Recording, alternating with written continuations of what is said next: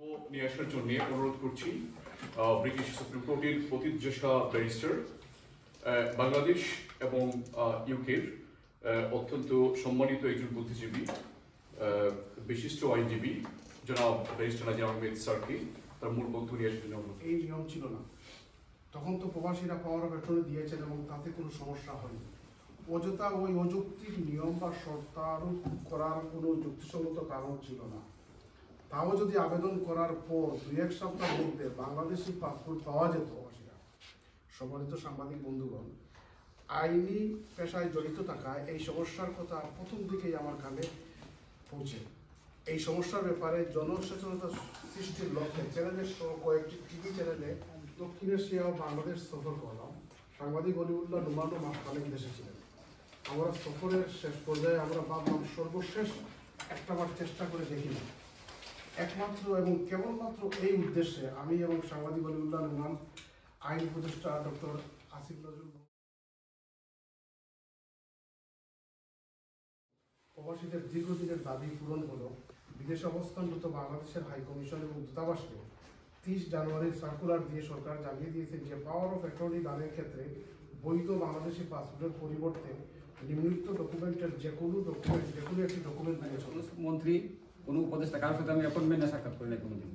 গেলে যদি আমার পরিচয় যারাই থাকে দায়িত্বে তারা যদি বলি, যদি হয়েছে না হলে আমি চলে আসি। এটা হলো আমার। সুতরাং কল্যাণ রাষ্ট্রের মেইন জিনিস হলো নাগরিক সুবিধাগুলি সহজ হইতে হবে।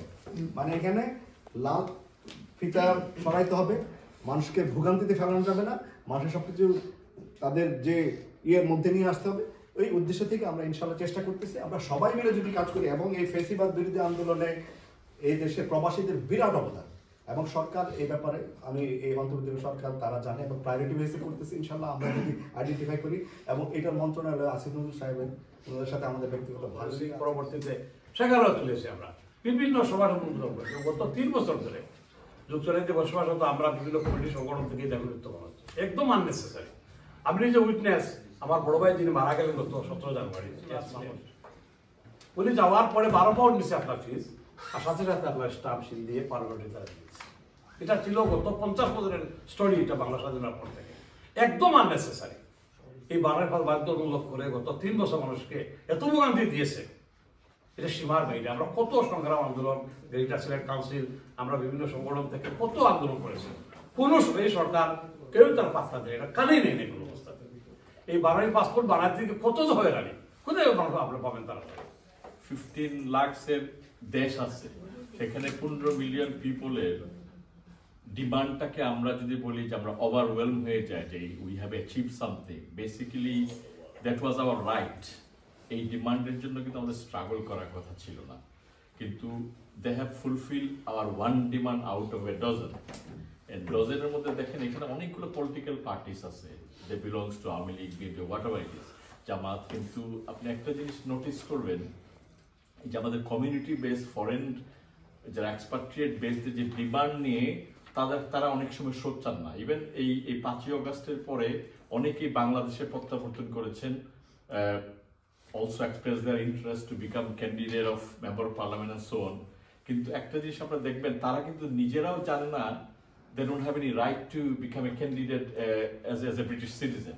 একটা ইয়ে করে সবগুলো জড়ো করে রেখে দেয়, তারপরে তারা ওই তদবিরগুলো আসলে পরে প্রতিটা ইয়েতে থানা বেসিসে, সব জায়গায় না, কিন্তু যেমন 4000 5000 পর্যন্ত আছে, যেগুলোতে 2-3 জন, সেখানে হয়তো কিছু কম। আর ইন্ডিভিজুয়াল হলে এটা সম্পূর্ণভাবে তারা ইন্ট্রোডিউস করছিল, তারা ক্ষমতাকে আমরা সবাই মিললাম সমাধানের চেষ্টা করবো।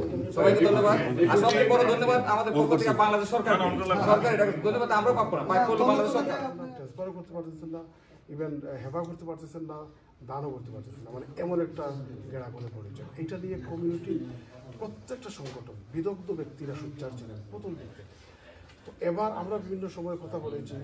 তো এবার যখন আমরা দেশে ছিলাম, প্রখ্যাত সাংবাদিক জনাব অলিউল্লাহ মানুষ আমরা দেশে ছিলেন, তো আমরা একবারে সফরের শেষ প্রান্তে একটা চিন্তা করলাম।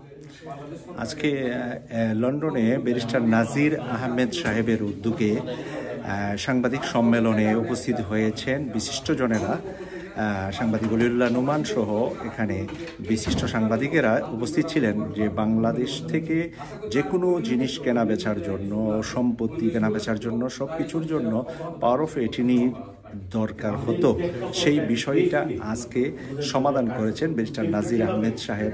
বাংলাদেশের আইন মন্ত্রণালয়ে অ্যাপ্লিকেশন করার কারণে সেটা সমাধান হয়েছে। এখন থেকে ব্রিটিশ নাগরিকরা বাংলাদেশে যে কোনো ব্যবসা বাণিজ্য যে কোনো কিছু করতে পারবেন।